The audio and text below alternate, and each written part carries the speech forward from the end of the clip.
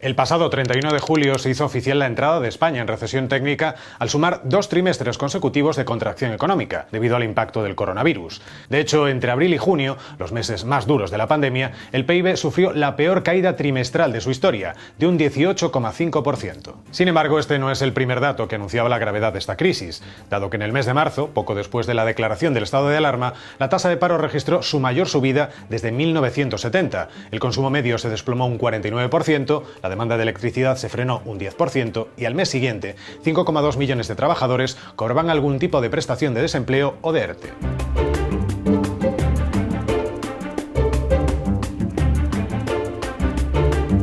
Más de 5 meses después de la llegada de la pandemia, muchos de estos indicadores revelan una cierta mejoría, coincidiendo con el levantamiento del confinamiento y el reinicio de la actividad económica. Sin embargo, ninguno muestra todavía indicios de recuperación, y los expertos han pasado a asegurar que el PIB volvería a crecer con fuerza en la segunda mitad de 2020, a retrasar sus pronósticos a principios de 2021. Además, hay que tener en cuenta que varios de los indicadores que pueden revelar la mejora de la economía se publican con 1 o 2 meses de retraso, como el dato de PIB, el déficit, la deuda o el paro registrado, por lo que no van a servir para anticipar cuándo se está produciendo el ansiado rebote de la economía. ¿En qué claves macro hay que fijarse entonces para saber cuándo está comenzando esa recuperación? Según Juan Avellán, profesor de finanzas de EAE Business School, es un tema principalmente de demanda interna, de consumo y por tanto de confianza por el lado del consumidor, y de préstamos, morosidad, contrataciones y expectativas por el lado de las empresas. Avellán señala que el peso de la incertidumbre laboral y sanitaria y el miedo a un posible confinamiento ha provocado que el consumo cayera un 25% en el segundo trimestre y un 12,6% solo entre particulares.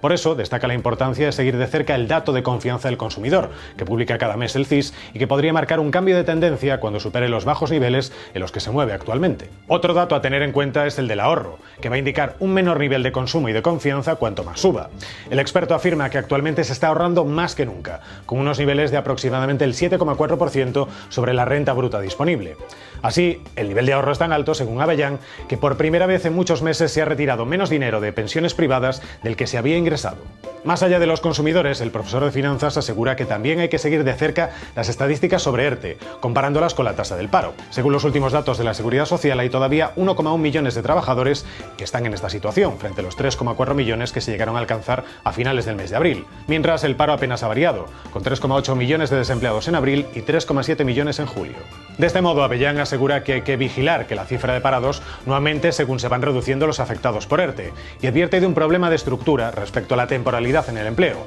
afirmando que mientras la media europea está entre el 15 y el 16%, en España ronda el 26% y ha alcanzado el 28% en meses de verano. El profesor de EAE Business School atribuye este fenómeno al peso del turismo y de la construcción, pero también a la estructura empresarial del país, que califica de nefasta, porque es muy pequeña, y por lo que califica de falta de flexibilidad en el mercado laboral, tal y como reclama la Unión Europea. En cuanto a las empresas, Juan Avellán asegura que hay que estar pendientes a las subidas en su consumo de bienes de equipo o sus exportaciones, pero destaca la importancia de los indicadores sobre su estructura financiera, señalando que se han concedido 215.000 millones de euros en préstamos a las empresas, especialmente grandes y medianas, que asegura que ya han comenzado a devolver, dado que se han excedido en sus previsiones de crédito. Por otra parte, el experto apunta al retraso de pagos de las empresas, que asegura que ya supera los 90 días, especialmente en las pymes, lo que vulnera los límites legales, al igual que sucede con la administración. Vinculando ambos indicadores, señala que hay que esperar a la reducción del volumen de créditos y de la morosidad para que se produzca la recuperación de las empresas.